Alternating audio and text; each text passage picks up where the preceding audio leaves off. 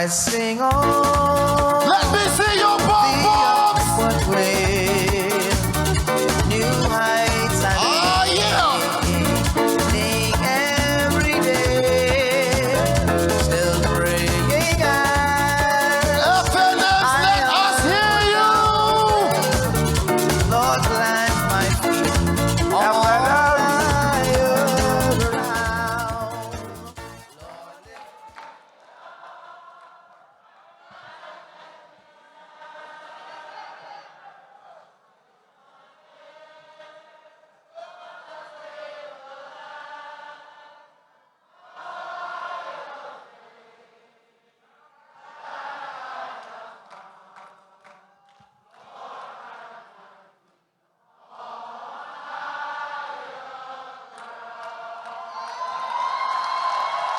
FNMs.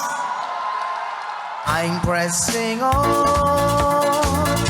the upward way. Let us see your bum-bums, FNMs.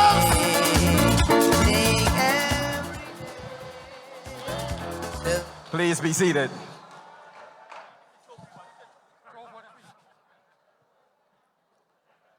Parliamentary colleagues, past and present, former prime ministers, the Honorable Hubert Alexander Ingram,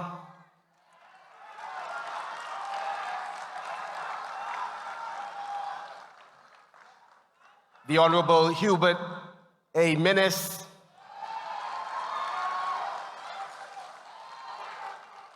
former party leader, my childhood friend Tommy Turnquest and Mrs. Turnquest, former Deputy Prime Ministers Peter Turnquest and Desmond Bannister,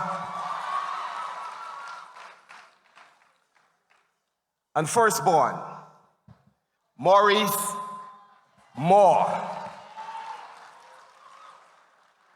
And Sir Cecil had a powerful woman who stood with him in good times and in bad times, Lady Naomi Wallace Whitfield. And to all of our meritorious council members, the Women's Association, the incredible and dynamic TYA,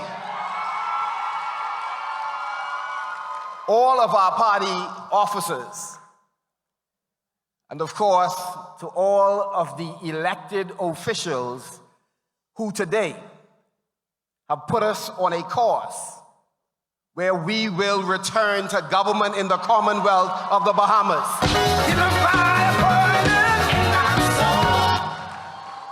Ladies and gentlemen, throughout the length and breadth of the Commonwealth of the Bahamas, it is an honor to address you tonight at a pivotal time in both our party and our nation's history. Before I continue, let me say what many of us who have been in public life for a while realize. That at times when no one is available to hear the complaints or to soothe the pain,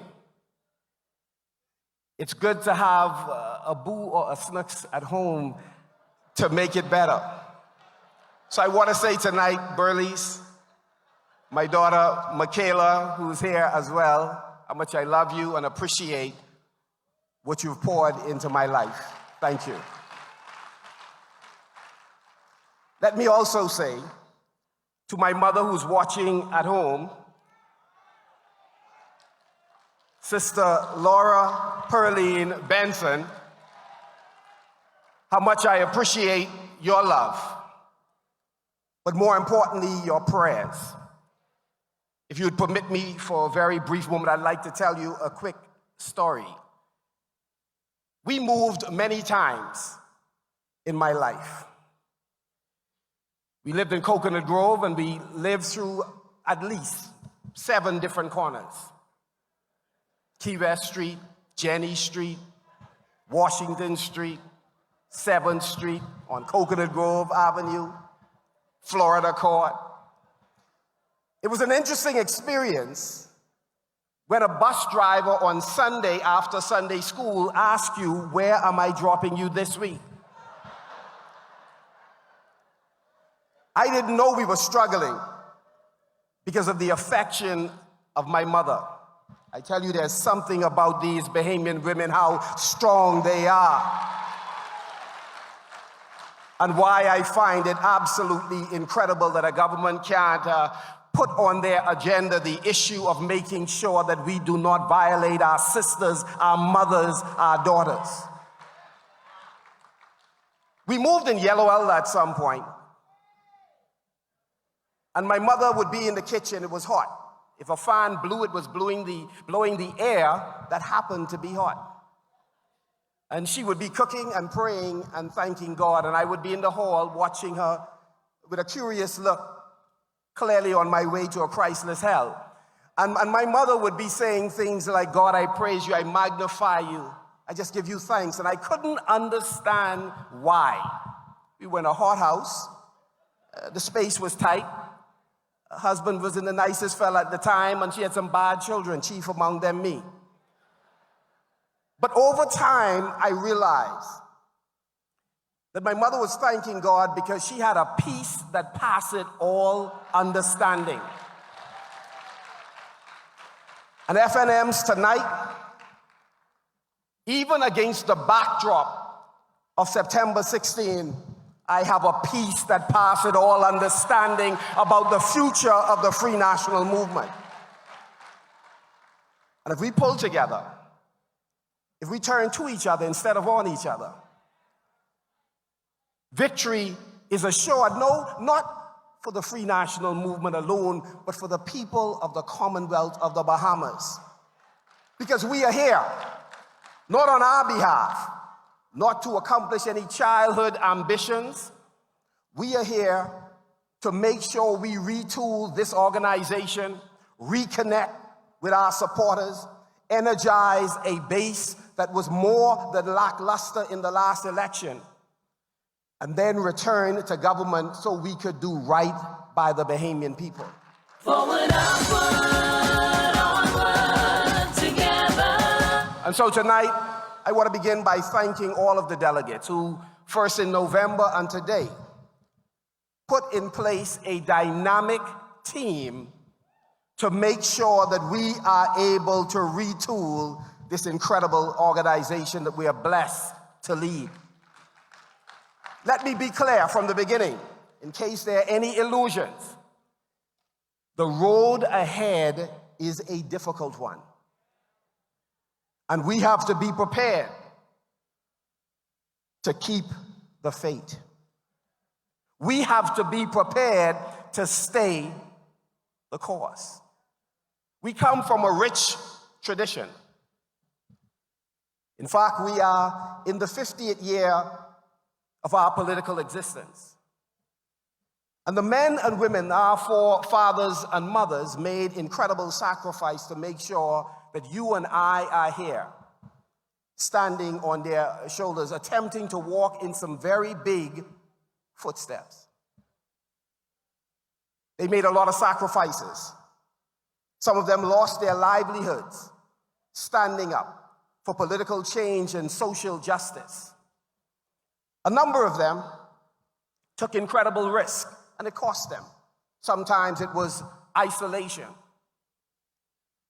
It was much easier for them to just simply go along with the program and enjoy the creature comforts that were likely to come with being in a powerful organization.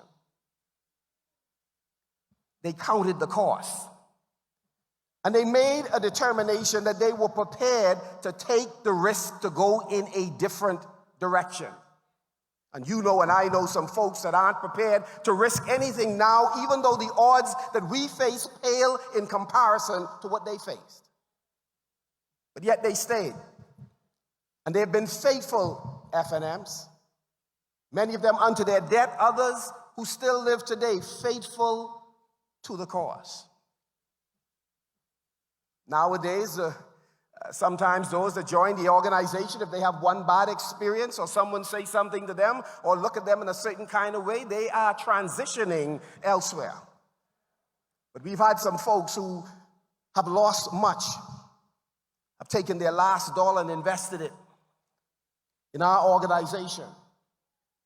And they have stayed the course. They've been good to us even on days where we weren't good to them. It's important that we keep the faith. So FNMs tonight, I wish to say to all of those that ran, there is a place for you in this organization to serve. The outcome of the election places in a formal sense persons in positions. But you and I know there are so many untitled leaders in the Commonwealth of the Bahamas. I want to say as clear as possible, we need you. We are stronger with you. We are weaker without you. Sometimes things don't go your way. I've been down that road a couple of times.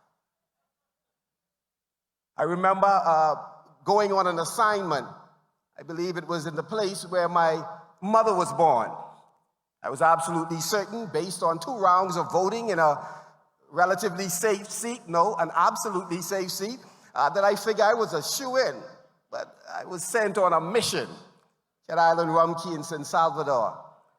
It's Cat Island, Rumkey, and San Salvador in the house tonight. Let me hear you.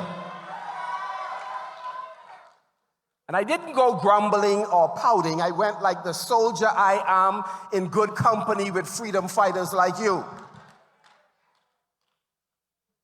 The bottom line is, even if for a moment I didn't think being sent on that assignment that the person who was sending me wasn't in my best interest, I never ever lost focus of the fact that they were in the best interest of the Bahamas.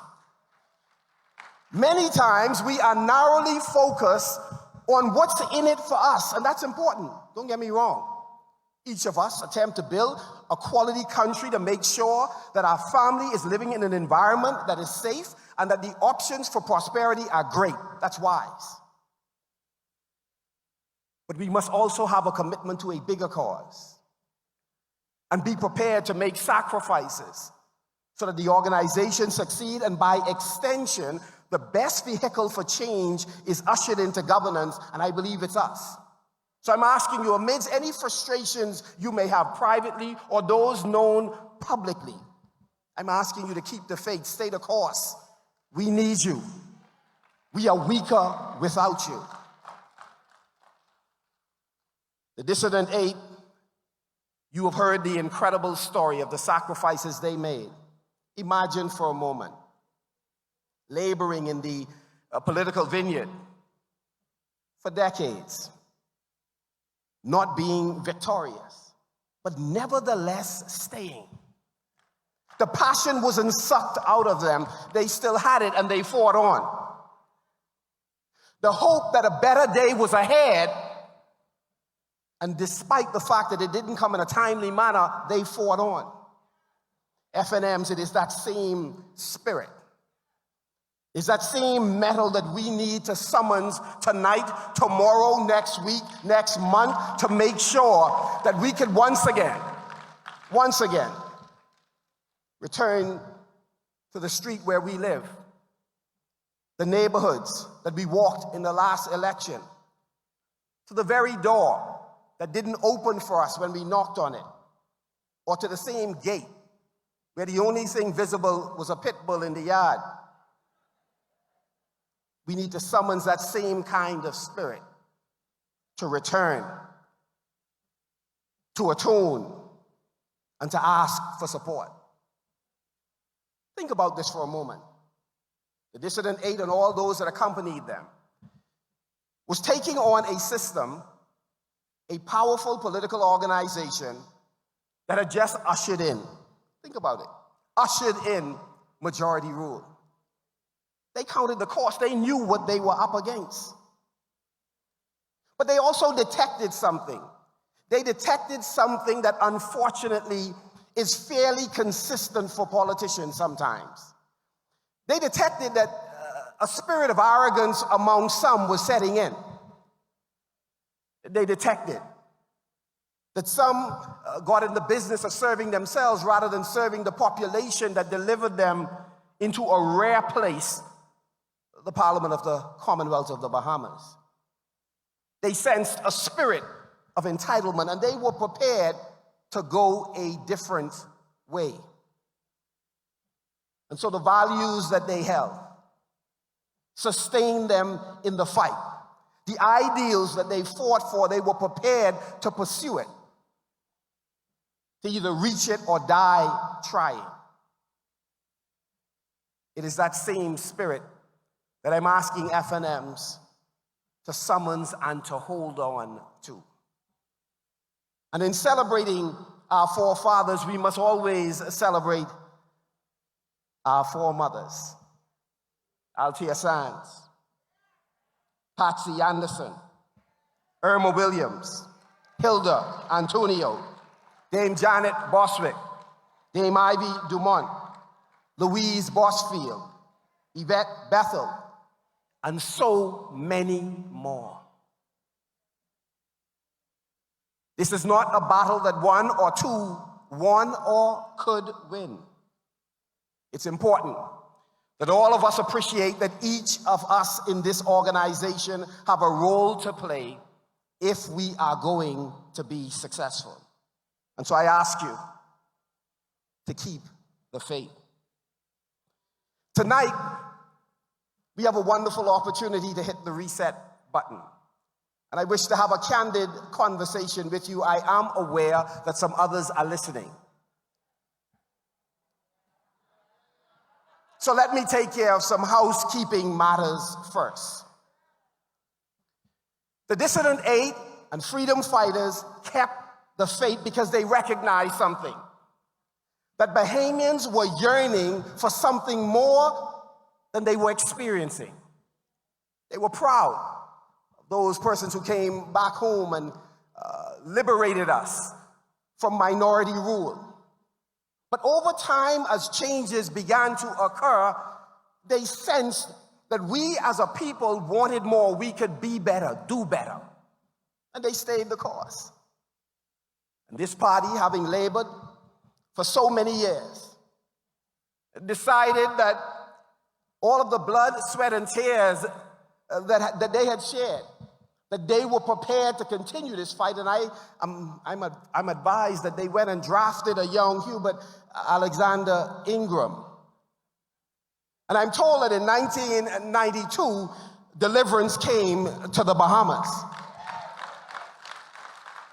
For 3 consecutive, non-consecutive terms, we governed this country.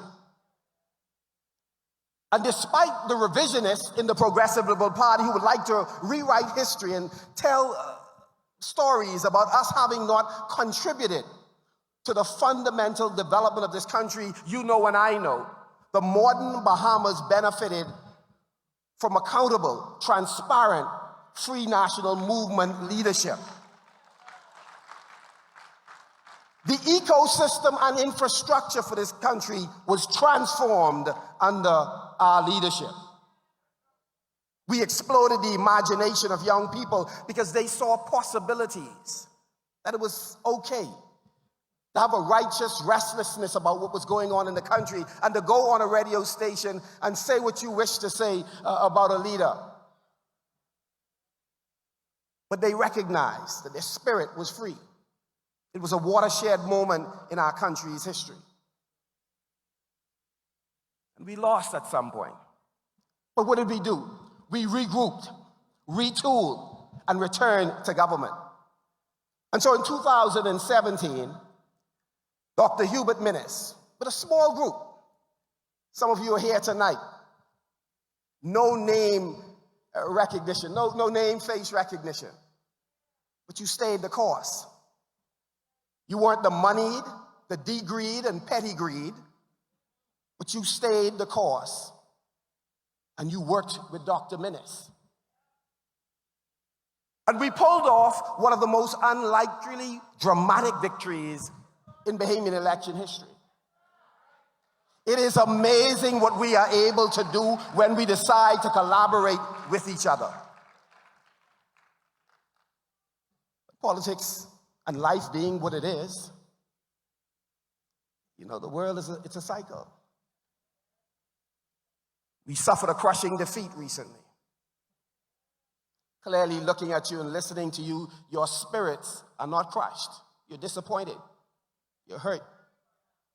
You're bruised because here is a government that has this notion that anyone who was hired in the last 4.5 years must be FNM, so it's perfectly okay to fire them. And we have some ministers will come on television and they sound exceptionally smooth and eloquent, but at the end of the day, the story they tell does not resemble the truth. In urban renewal, it is a naked attempt to replace one group of Bahamians with another group of Bahamians. And the public relations is exceptional. I do understand that they are spending a tremendous amount of money for it. And so they have held up a number of very powerful Bahamians to say, look how mature we are politically. We've brought into our midst a number of FNMs. Look how mature we are.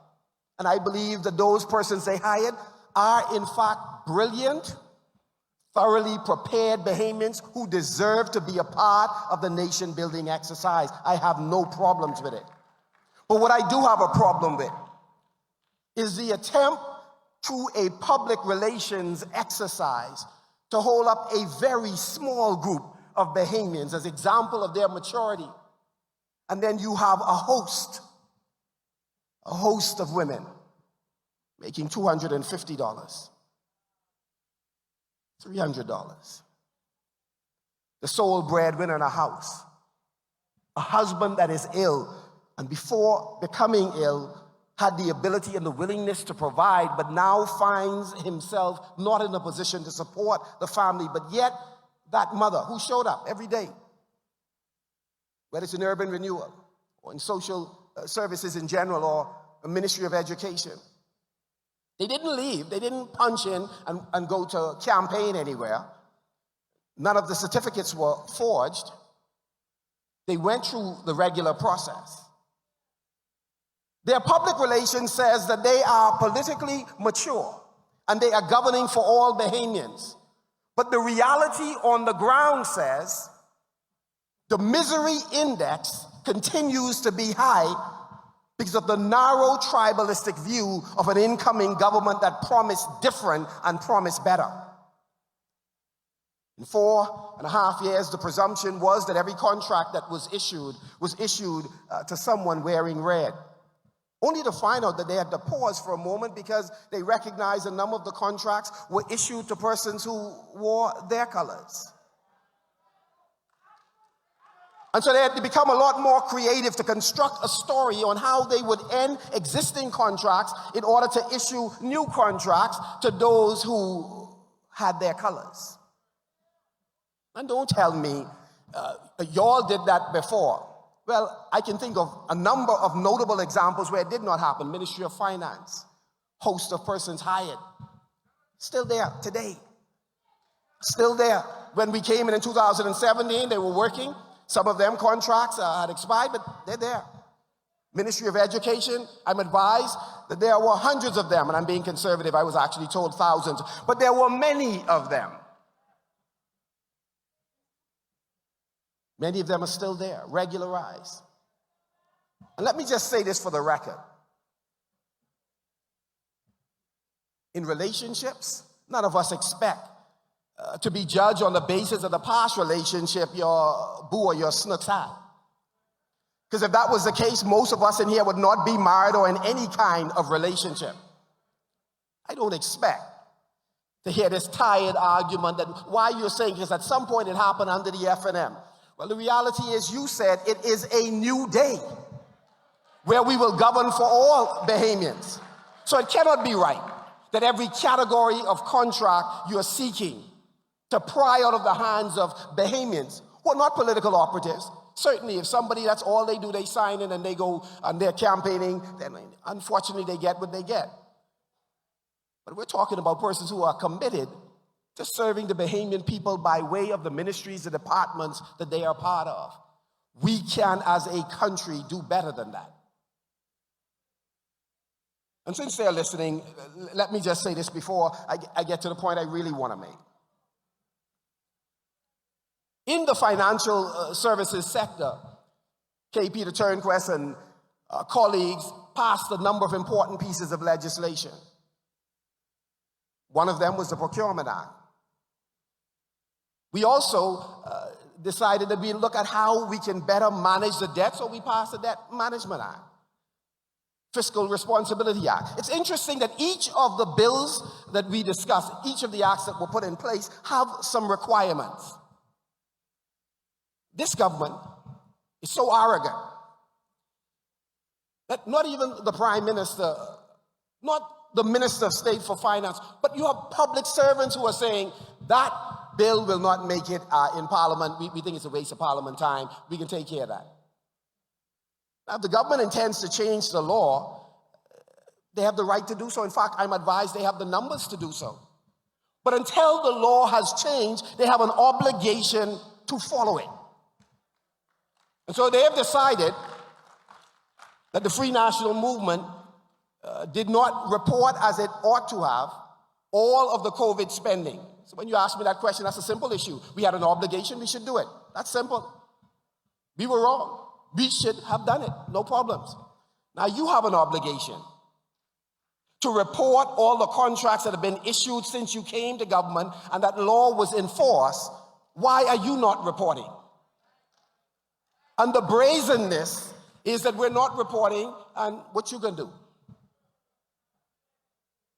It is a pattern of behavior, a refusal to comply with the law. That's why folks could leave quarantine.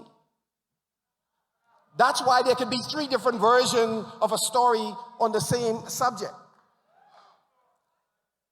That's why in finance, 3 separate persons are talking about critical, life-affecting decisions, and the story can't be consistent. So what do you expect rating agencies to say? What do you expect how do you expect the bond market to react? If there is confusion on who should be believed. Is it the Minister of Finance? Is it the Minister of State? Is it the Financial Secretary? It's a pattern of behavior. All we want is straight talk. Let's keep it real. The carnival came. To date, we have not gotten the full explanation. Now, I believe there are too many critical issues in the country to be bogged down with a carnival. But what is important is to have a clear, transparent answer about how it came, who was responsible, what protocols were not followed. Because it is a carnival with some playthings today. It's an armed shipment or something toxic tomorrow. We have to fix the gaps in the system. Some folks talk about the trip to Dubai. And people are upset. Well, I was in one of them upset with you for the same reason. I believe it's important that governments continue to do what we have done in the past, which is to engage the international community on a consistent basis to make sure that our interests are represented, that we're promoting this incredible brand that we have. So the issue isn't you reconnecting with the world because we weren't, because that is untrue. We were fully connected. In COVID, there was a fall off on travel for very practical reasons. 1, health, safety, and 2, money. But obviously the Progressive Liberal Party found that pot of gold at the end of their rainbow. So the question is, when people travel, the persons who are going, are they fit for purpose? Meaning, are they the most suitable persons to represent the country in that particular mission? The meeting that you attend, should the Prime Minister attend that meeting? Or could the Minister of Foreign Affairs attend on his behalf? In some cases, could it have been the ambassador that was already in the region, costing the country less money? So the question isn't about engaging and whether folks are jealous on who goes to the bar. It's about making sure that we are making the right decision since we have limited resources to utilize. It is a question of priorities. And one of the priorities of the government today ought to be is to help the Bahamian people with the tremendous uncertainty that we are facing. I don't believe for a moment that any government in this region has the capacity to sustain a feeding program at the level we did, or unemployment assistance at the level that we did. But it was necessary to deal with a crisis that we had on our hands. The population was told that there was a plan that the Progressive Liberal Party had, and once given an opportunity to govern, they would roll it out and address this issue. We have two problems. One is the very programs that sustain a number of families they've decided to take off the table. So people are hurting, including their supporters. Hurting. Our brothers and sisters hurting. But the second and more troubling thing is that we have not heard a coherent strategic plan with short or medium-term goals on how they are going to create prosperity in the Bahamas so that Bahamians who would rather buy their own food can have some money in their pocket to do what they need to do.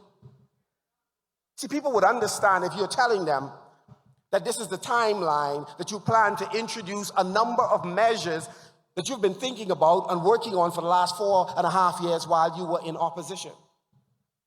But having come in the chair, they're short on recommendations and actions that they assured the Bahamian people that they were ready on day one. Now let's keep it real. They rolled out some cute little things after day one. First couple of months, a number of things were rolled out, and it's our fault. It's our fault that an exigency order all of a sudden could be given, and we had some folks who were asking for it for a little while in Abaco and in Grand Bahama. A student who's coming from Abaco or Grand Bahama to come to New Providence to school, or somebody who was transferred in their job, had to pay some bills. And that didn't help us after the election when that was reversed. We left some pieces of legislation. There's a host of them waiting to be passed in the House of Assembly. And the PLP is quite shameless. When they introduced it to the House, they forgot that there was another government in the past that actually did the heavy lifting on it. There's some projects that we did the due diligence. Somehow they were in the pipeline when the unfortunate early election was called. And the PLP saw the project, made the calls, and they implemented. So some folks are feeling some type of way about us. And so as we celebrate all that we have accomplished, and it has been much. Under Prime Minister Ingram, it has been much. Under Prime Minister Minnis, it has been much. But let us also be clear that we made some decisions that resonate in entirely the wrong way with many, many Bahamians. Some of you sitting in here were left vulnerable in the public service. You had no idea that the PLP would behave in the manner they said they had abandoned. I want to say, I regret that we made some of those decisions and that you were hurt. And we apologize to every Bahamian who's been hurt by any decision that we have made. I believe that decisions came out of a place in our heart where often we thought the right decision was being made. But nevertheless, the consequences are real for you. And so we don't hold you responsible for us being in opposition. No, you made a decision that you felt was in your interest, whether it was to vote against us or to stay home from voting at all. Our job, convention, is to hear and feel the response of the Bahamian people and make a determination that we will make adjustments where adjustments are required. We did not get everything right, and we should be honest enough to say it. And it doesn't mean that we can't tout our record. I believe the team over the last 3 days have laid out a compelling case of the work that we have done to empower Bahamians, to increase ownership, to generate employment, or at a minimum, to hold back the tide of despair against the backdrop of Dorian and in the midst of this pandemic. We shouldn't cower in fear. We shouldn't be ashamed of saying what we have accomplished. But similarly, we should not be ashamed of saying, some things we did not get right, forgive us. The truth of the matter is, we're not like them. There's a gentleman in here who likes to say we are different than them. We are distinctly different than them. It's true. There's a culture that's different. And so it's important for us not to demonize our brothers and sisters from the Progressive Liberal Party. They're good people just like us. But there is a culture of entitlement. There's a culture where some of you have told us heart-wrenching stories of sitting at your desk and a minister of state can attack you while you're at your desk with a verbal barrage that I cannot repeat here or in private. It's different. Because I can't think of an administration past or the most recent one that would tolerate a member of the cabinet behaving in that way. We have an opportunity, though, to ready this machine so that we can ensure that the kind of behavior that we see evolving and graduating does not continue. FNMs, tonight, as we call up all of our party officers, I want you to hold their hands, to work with them, to ensure that they succeed at the job that they do on behalf of the Bahamian people. We have some difficult days ahead, but let me say this. I believe that we are up to the challenge. The Bahamian people, they're crying out for the transformation of an educational system. Our team members who are here who've worked in education are committed to collaborating with the government in a very measured way to give the best ideas, the best practices we had prior to admitting office. We ask them to work with us for the benefit of our children. We are committed to ensuring that the suite of legislation we passed on environmental issues, which is the most comprehensive pass in the region, that those are interpreted correctly and used to ensure that major development projects are not stymied and held up because of bureaucracy. We're committed. We're committed to making sure that if given an opportunity, that we will improve the ease of doing business. It cannot be right that the level of bureaucracy that exists in the Bahamas continue to exist. We're willing to provide advice and assistance to the government. But what is also true is we are prepared to hold the government's feet to the fire when they are not doing right. And so I'm asking you to stand with your brothers and sisters when you know in water and sewage that they were entitled to promotion, a promotion was issued and someone is reversing it. You have to stand with them. You have to stand with every one of the government departments where an appropriate decision is made. One is made in Ministry of Finance. Persons duly got their promotions and increase.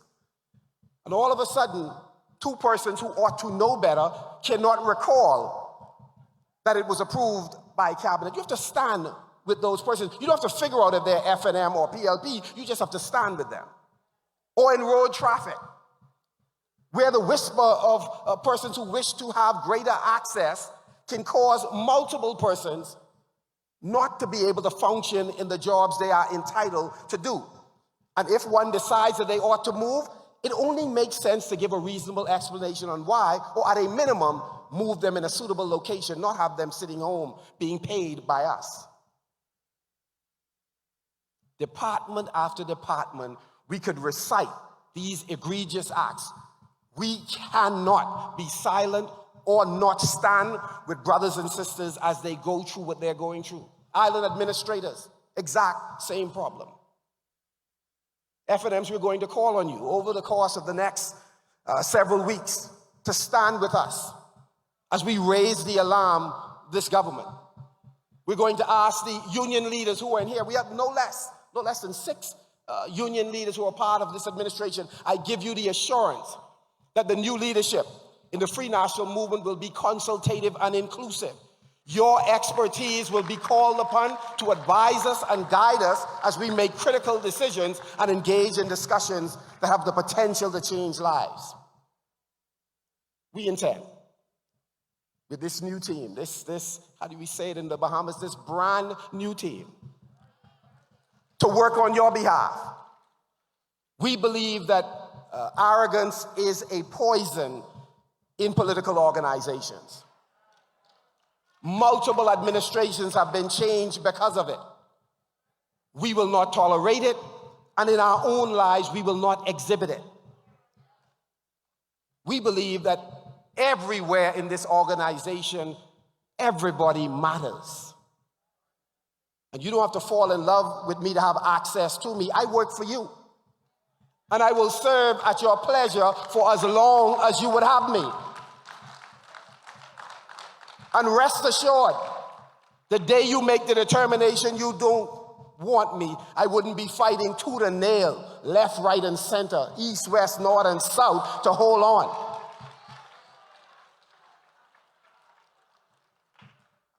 In this convention, we saw on display some incredible, talented Bahamians who love this country, who shared their heart, who made a commitment to this public, that we hear you, we identify with your pain. We, if given another opportunity, will do better. Some persons had a long list of a number of persons who could have made the speaking list. Obviously, we had a limited amount of time. But let me say this. I don't believe that there's any reasonable person who would draw the conclusion that we had some talented, some powerful men and women who graced this stage to share their heart with the Bahamian people. Quite frankly, you have ushered in a generational shift. You have ushered in a generational shift. The shift would not make sense if any of us decide who are younger to become arrogant, to think for a moment that those persons who guided this party for years are not absolutely invaluable to us continuing. We need our MCMs. We need Prime Ministers Ingram and Minnis. We need Tommy Turnquest and Desmond Bannister and Peter Turnquest. We need all of those who have served in the past. But let me say this, convention. Come out of your comfort zone. You have a new team in place. And while we owe tremendous gratitude for those that came before us, we do not owe them our future. The future is one that we have to chart together. We have to write this story together. We have to determine what the strategic plan and plan of action is together. So Papa will help us, but it's our assignment to make it happen. And so tonight, I just want to say to you, keep the faith. When one of your party officers don't return your call right away, I'm still asking you to keep the faith. When somebody comes in your office and tell you to leave because they got somebody else that they will put in that position, pick up the phone, call us, we come in, but keep the faith. Don't suffer in silence.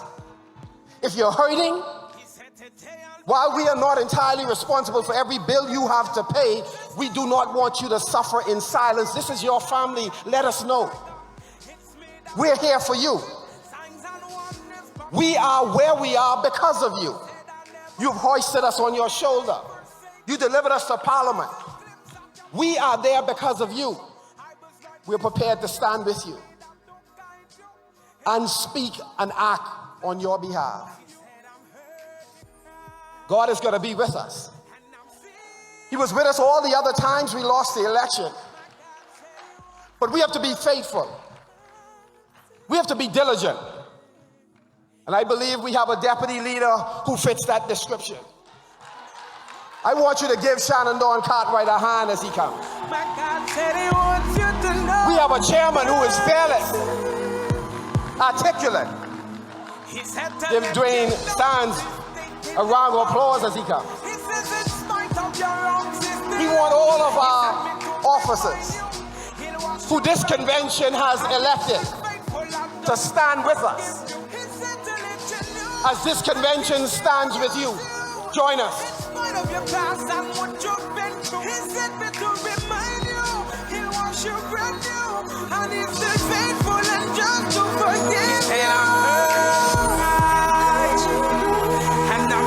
This is the team. This is the team that's going to make this party ready so that we can lay out a strategic plan for prosperity, to fix a broken health system, to make sure that public-private partnerships can ensure the Grand Bahama and other islands finally get the airport that they deserve. Give them a round of applause as they come.